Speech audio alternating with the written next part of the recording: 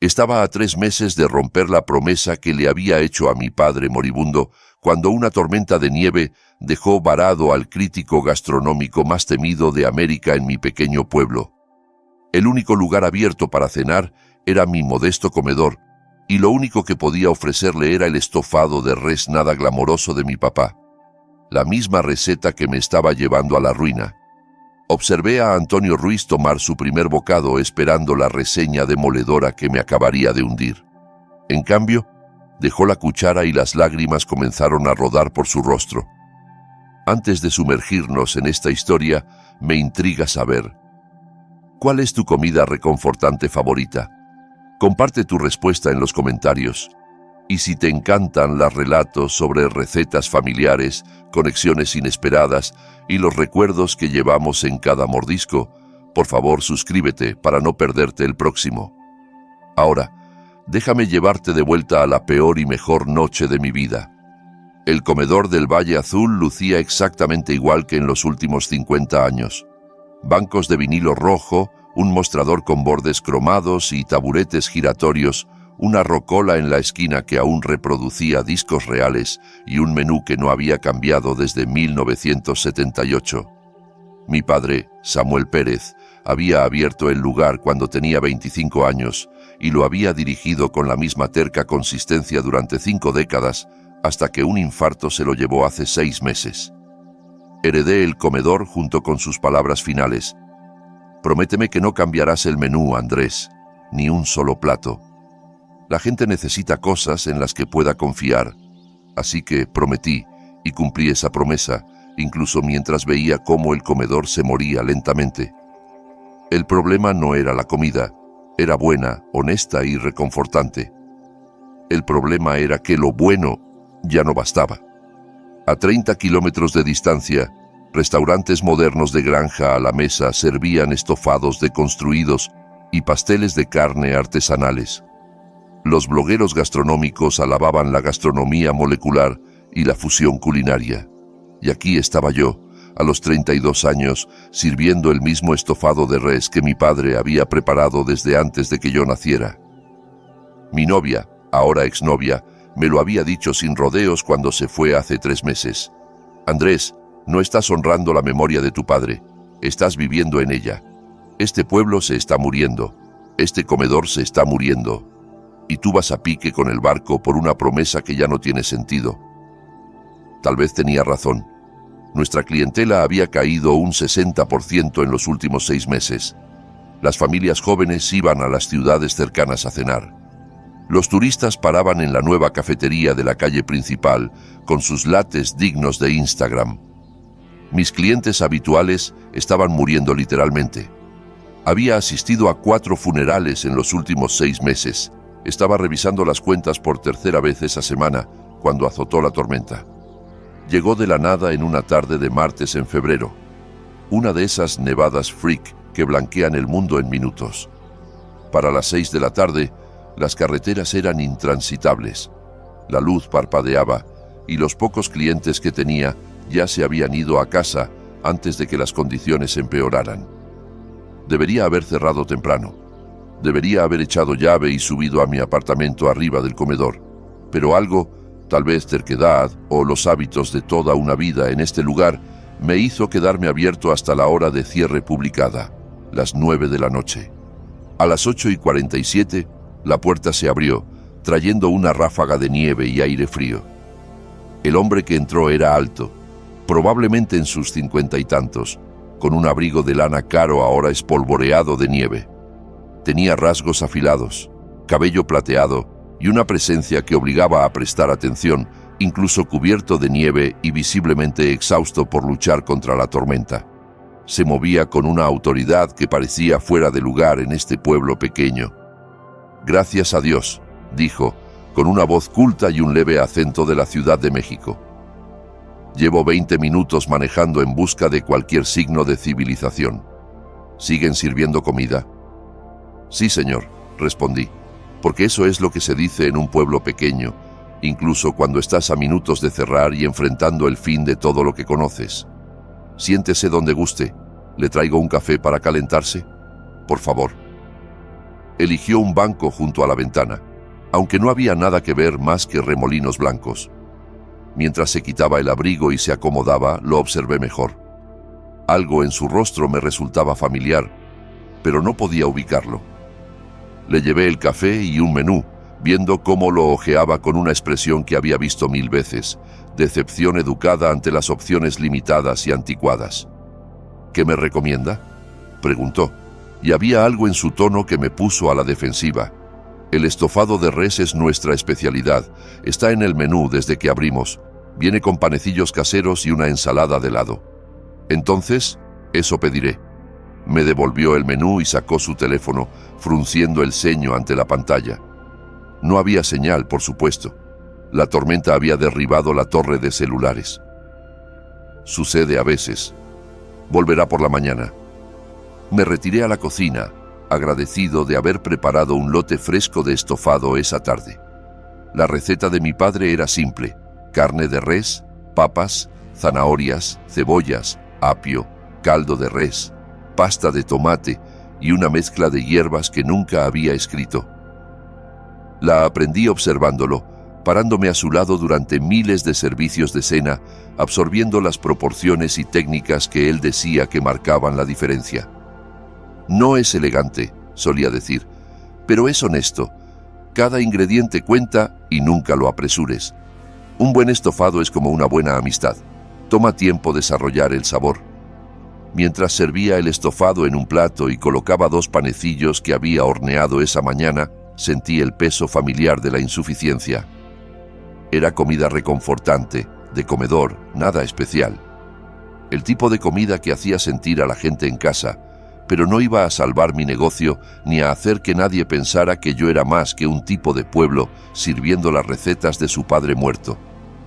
Le llevé la comida al extraño, junto con mantequilla para los panecillos y un vaso de agua. Asintió en agradecimiento y tomó su cuchara, y entonces me di cuenta. Sabía exactamente quién era: Antonio Ruiz, el crítico gastronómico más temido de América, el hombre que había cerrado un restaurante de 3 estrellas Michelin en la Ciudad de México con una sola reseña devastadora. El escritor cuyas columnas en la revista culinaria podían hacer o romper la reputación de un restaurante de la noche a la mañana. Y yo acababa de servirle el estofado de res común de mi padre en un comedor moribundo en medio de la nada. Mi corazón empezó a latir con fuerza. Consideré decir algo, quizás disculparme de antemano por la simplicidad de la comida, pero ¿qué diría? «Lo siento, esto no está a la altura de sus estándares habituales, pero es todo lo que tenemos». Eso solo lo empeoraría. En cambio, me retiré detrás del mostrador, fingiendo limpiar la cafetera mientras lo observaba de reojo. Ruiz levantó una cucharada de estofado a sus labios, inhaló brevemente el aroma y dio un bocado. Luego se quedó completamente inmóvil. Su cuchara cayó de vuelta al plato. Miró la comida como si le hubiera hablado. Y entonces, para mi absoluto asombro, las lágrimas comenzaron a rodar por su rostro. No una sola lágrima, no un sutil brote. Lágrimas reales fluyendo libremente por las mejillas de un hombre conocido por sus críticas brutales e impasibles de los mejores restaurantes del mundo.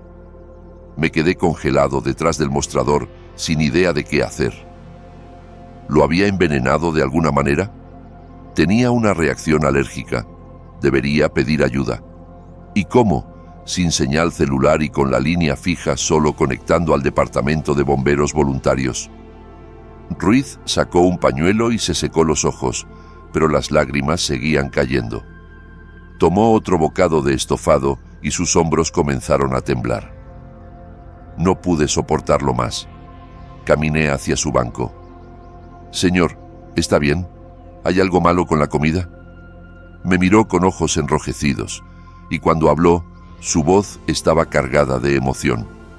¿De dónde sacó esta receta? La pregunta no era lo que esperaba.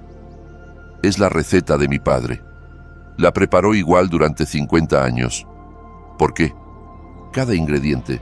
Necesito saber cada ingrediente, cada técnica, cada detalle de cómo se preparó esto. Me senté frente a él completamente confundido. Es solo un estofado de res, carne de res, vegetales, caldo, pasta de tomate, hierbas. Lo cocinamos a fuego lento durante unas 4 horas, nada fancy. Las hierbas, dijo con urgencia. ¿Cuáles exactamente? Tomillo, hojas de laurel y... Dudé porque esta era la parte que mi padre siempre había mantenido misteriosa. Y algo más, mi papá lo llamaba su ingrediente secreto, pero nunca me lo dijo. Finalmente lo descubrí por el olor. Es mejorana, solo una pizca agregada en los últimos 30 minutos de cocción. Ruiz puso la cabeza entre las manos. Mejorana, por supuesto. Debería haberlo sabido, debería haberlo recordado. Señor Ruiz, dije porque no tenía sentido fingir que no sabía quién era. No entiendo qué está pasando. ¿Hice algo mal? Me miró, y su expresión era una mezcla de dolor, maravilla y algo como alegría. ¿Sabe quién soy? Todo el mundo en el negocio de los restaurantes sabe quién es, señor. Entonces, debería saber que he comido en todos los restaurantes dignos de mención en Norteamérica y probablemente la mitad de Europa. He probado comidas preparadas por chefs de renombre mundial, platos que cuestan más de lo que mucha gente gana en una semana. He saboreado innovación, arte y genio culinario al más alto nivel. Señaló el plato de estofado frente a él. Y este simple estofado de res en un comedor es la comida más importante que he tenido en 20 años, porque sabe exactamente, imposiblemente, perfectamente, como la receta de mi madre, una receta que pensé que había perdido para siempre cuando ella murió. La cocina se sintió de pronto demasiado cálida. Me aflojé el cuello de la camisa. Eso no es posible. Mi padre creó esta receta. ¿La creó?, preguntó Ruiz con gentileza. ¿O alguien se la enseñó? Me recosté con la mente acelerada. Mi padre abrió el comedor en 1978 cuando tenía 25 años. Siempre había dicho que aprendió a cocinar de la mejor maestra que tuvo, pero nunca entró en detalles. Asumí que se refería a su propia madre, mi abuela, pero ella siempre insistió en que no le había enseñado nada más allá de hervir agua. Mi madre se llamaba Catalina Ruiz, continuó Antonio. Antes de casarse con mi padre y mudarse a la Ciudad de México, vivía cerca de aquí. Trabajaba en restaurantes, ahorraba cada centavo, soñaba con abrir su propio lugar algún día. Tenía un don para cocinar, no comida fancy, sino la que te hacía sentir amado. Su estofado de res era legendario entre quienes la conocían. Tomó otro bocado, cerrando los ojos mientras lo saboreaba. Murió hace 20 años. De repente, un aneurisma. Se fue antes de que ninguno de nosotros pudiera despedirse. Y sus recetas murieron con ella. Nunca escribió nada. Decía que cocinar era cuestión de sentimiento e instinto, no de medidas. Intenté recrear su estofado durante años, pero nunca lo logré. Lo más cerca que estuve faltaba algo, un elemento que no podía identificar. La mejorana, dije en voz baja. La mejorana, confirmó. Ella la llamaba su susurro secreto, solo lo suficiente para agregar complejidad sin ser identificable. Lo había olvidado. Lo probé miles de veces, pero nunca supe qué era. ¿Pero cómo mi padre habría conocido su receta? Ruiz sacó su billetera y extrajo una fotografía vieja y desgastada. Me la entregó. Llevo esta foto de ella en mi billetera porque muestra lo feliz que era en una cocina desde joven. La imagen mostraba a una mujer joven, probablemente en sus 20 y tantos, de pie en una cocina que reconocí inmediatamente. La cocina del comedor del Valle Azul, más nueva, pero inconfundiblemente la misma. Estaba riendo con un delantal sosteniendo una cuchara de madera. A su lado, con el brazo alrededor de sus hombros, un joven que también reconocí de fotos antiguas. Mi padre, décadas antes de que yo naciera. Di vuelta a la fotografía.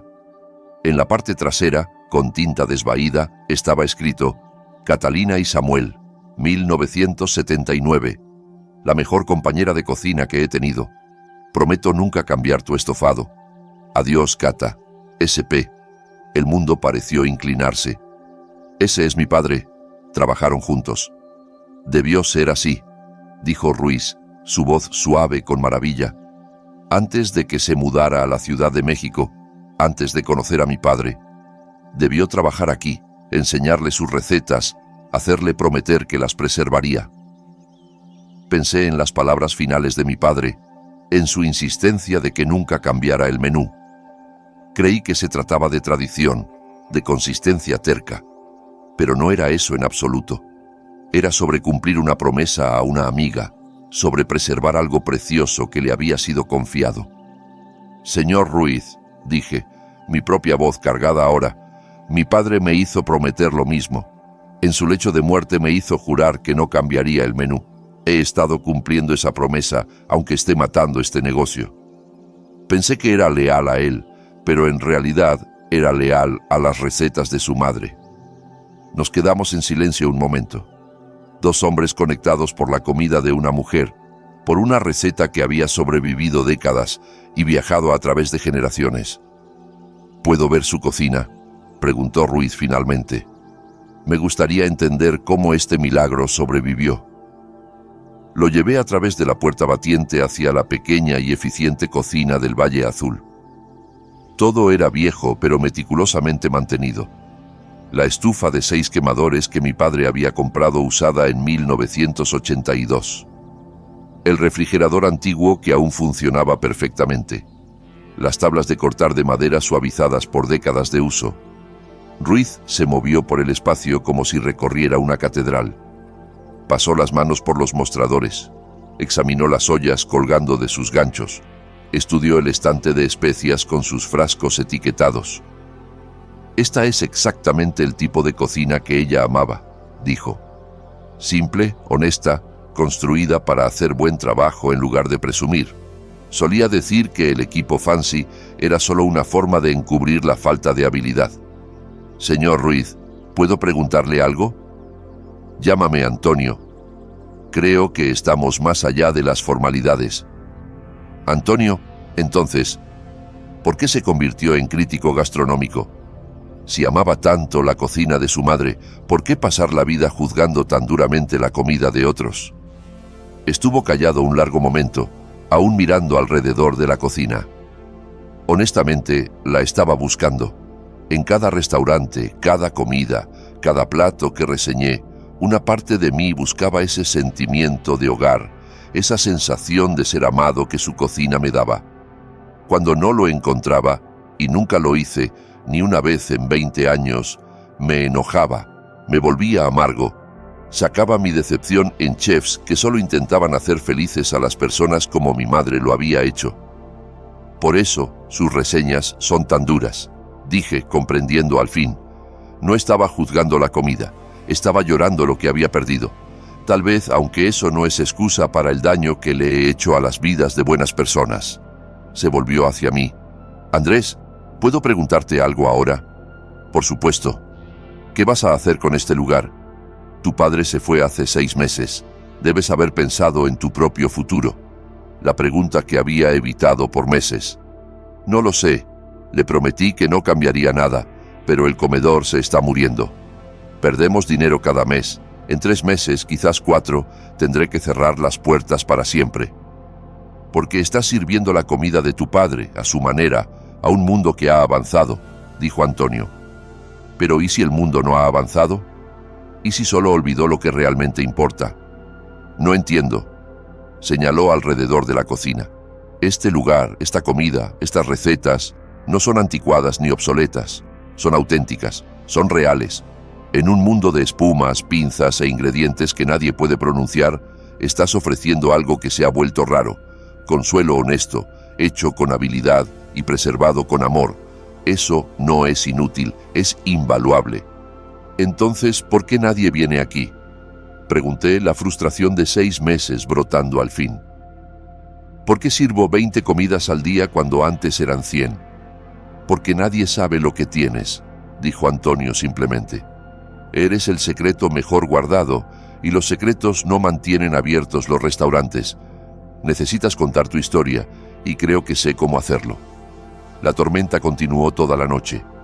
Antonio llamó a su asistente por la línea fija del comedor para explicar que se demoraría. Luego se sirvió más estofado y panecillos mientras hablábamos. Me contó sobre su madre, no Catalina Ruiz la cocinera, sino Catalina la persona.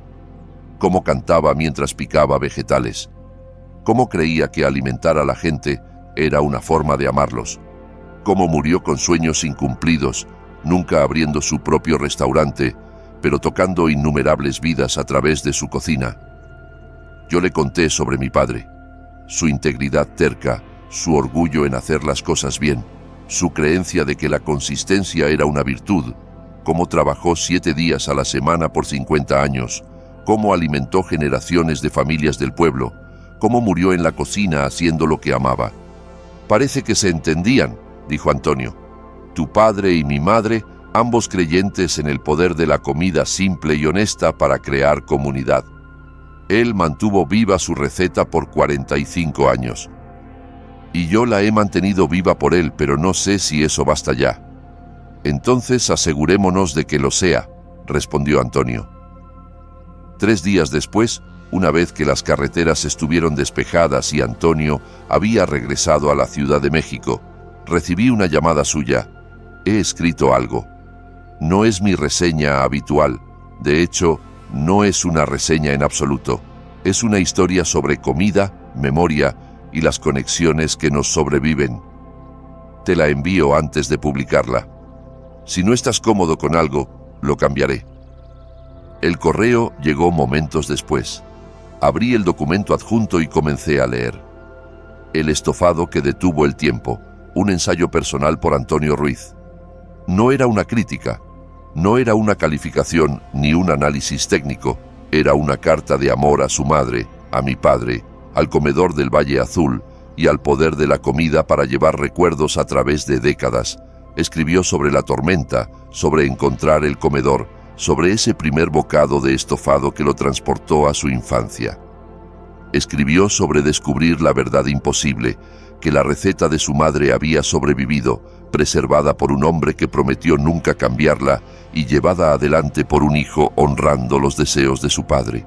Escribió sobre la autenticidad en una era de artificio, sobre la diferencia entre cocinar para impresionar y cocinar para consolar, sobre cómo el ingrediente más importante en cualquier plato no es algo que se pueda comprar o medir, es el amor y el cuidado que se pone en su preparación, y escribió sobre el comedor del Valle Azul como un lugar que importaba, un lugar digno de preservar, un lugar donde cualquiera podía encontrar lo que él había encontrado, un sabor a hogar, una conexión con el pasado y la prueba de que algunas cosas valen la pena mantener exactamente como son. Lo llamé inmediatamente. Antonio, no puedo dejarte publicar esto, es demasiado personal, y la atención es exactamente lo que necesitas, completó. Andrés, este ensayo es lo más honesto que he escrito en toda mi carrera. Por 20 años he sido un crítico, derribando el trabajo de otros mientras buscaba algo que no sabía que podía encontrar. Tú y tu padre me devolvieron un pedazo de mi madre. Déjame darte algo a cambio. ¿Y si la gente viene y se decepciona? ¿Y si la comida no es lo suficientemente buena? La comida es perfecta, dijo Antonio con firmeza. Ha sido perfecta por 45 años. Confía en mí, confía en tu padre, confía en Catalina. Ellos sabían lo que hacían. El ensayo se publicó en la revista culinaria 3 días después y se volvió viral en horas. Al final del primer día, mi teléfono, la línea fija del comedor, ya que aún no tenía sitio web ni presencia real en Internet, sonaba constantemente con gente preguntando por nuestros horarios, el menú, cómo encontrarnos. Al final de la primera semana teníamos reservas para 3 meses. Al final del primer mes, tuve que recontratar a los 2 meseros que había despedido y traer a un cocinero de medio tiempo para mantener el ritmo. La gente venía de todo el norte del país para probar el estofado que hizo llorar a Antonio Ruiz. Tomaban fotos del comedor, del menú, de sus comidas, escribían sus propios posts en blogs y redes sociales sobre descubrir esta joya oculta. Pero más que eso, venían por lo que Antonio había descrito: autenticidad, conexión, la sensación de estar en un lugar que valoraba la tradición y la calidad por encima de las tendencias y los márgenes de ganancia. El comedor del Valle Azul se salvó, y en el proceso descubrí por qué mi padre me hizo prometer que nunca cambiaría el menú. No era porque la comida fuera perfecta, aunque lo era. No era por aferrarse tercamente al pasado, aunque pudiera parecerlo. Era sobre entender que algunas cosas tienen valor precisamente porque no cambian, porque permanecen constantes en un mundo inconstante. Mi padre mantuvo vivas las recetas de Catalina Ruiz, no porque estuviera atascado en el pasado, sino porque entendía que valían la pena preservar. Y al hacerme prometer lo mismo, aseguró que su legado, y el de ella, continuara. 6 meses después de la publicación del ensayo, Antonio regresó al pueblo. Esta vez no quedó varado por una tormenta. Vino intencionalmente, manejando desde la Ciudad de México en una hermosa tarde de septiembre. Quería verlo, dijo, mirando alrededor del ahora bullicioso comedor. Quería ver qué pasó. Cada banco estaba lleno, cada taburete en el mostrador ocupado. Y en la esquina había una adición nueva. Una fotografía enmarcada de una joven en una cocina, sonriendo mientras sostenía una cuchara de madera, y un joven con el brazo alrededor de sus hombros, sonriendo también. Antonio se paró frente a la fotografía por un largo tiempo sin hablar. Cuando finalmente se volvió hacia mí, sus ojos estaban húmedos de nuevo. «Gracias», dijo, «por mantenerla viva, por honrar lo que mi madre y tu padre construyeron juntos». «Gracias a ti», respondí, «por ayudarme a entender por qué importaba, por mostrarme que cumplir una promesa no es lo mismo que vivir en el pasado». Cenamos juntos esa noche después de cerrar, estofado de res, por supuesto, panecillos y una conversación que duró hasta medianoche. Hablamos de nuestros padres, de los legados que nos dejaron, de las formas inesperadas en que el amor y la memoria perduran. «He decidido algo», me dijo Antonio mientras se preparaba para irse. «Me retiro de la crítica gastronómica. Ese ensayo que escribí sobre este lugar es el último. Estoy harto de juzgar la pasión de otros. Quiero hacer algo diferente». «¿Qué harás?» «Estoy escribiendo un libro de cocina sobre mi madre, sobre su enfoque de cocinar, sobre cómo la comida nos conecta con las personas que amamos. Y esperaba que me ayudaras. Tu padre preservó sus recetas. Tal vez juntos podamos compartirlas con el mundo». 6 meses después, La cocina de Catalina, Recetas para la conexión, se publicó. Incluía las recetas de Catalina Ruiz, preparadas y fotografiadas en el comedor del Valle Azul, con historias de Antonio y mías sobre los padres que nos formaron. El libro se convirtió en un bestseller, pero más importante, ayudó a la gente a entender lo que mi padre siempre supo, que la mejor comida no tiene que ser complicada ni innovadora. Solo tiene que hacerse con cuidado, servirse con amor y compartirse con quienes importan. El comedor del Valle Azul prospera ahora. Servimos el mismo menú que siempre hemos servido, preparado de la misma manera que siempre se ha hecho. La gente viene de todas partes para probar las recetas de Catalina Ruiz, preservadas por mi padre y llevadas adelante por mí. Y cada vez que sirvo un plato de estofado de res, cada vez que agrego ese susurro secreto de mejorana en los últimos 30 minutos, pienso en la promesa que mi padre le hizo a Catalina hace 45 años y en la promesa que yo le hice a él. Algunas promesas valen la pena cumplir, incluso cuando, especialmente cuando, parecen retenerte, porque no se trata realmente del pasado.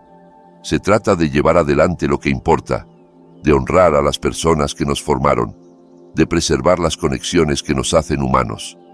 El estofado de res nada gourmet de mi padre salvó mi comedor, pero más que eso, me conectó con personas que nunca conocí, me enseñó lecciones que no sabía que necesitaba y me mostró que el ingrediente más importante en cualquier receta no es algo que se pueda comprar o medir.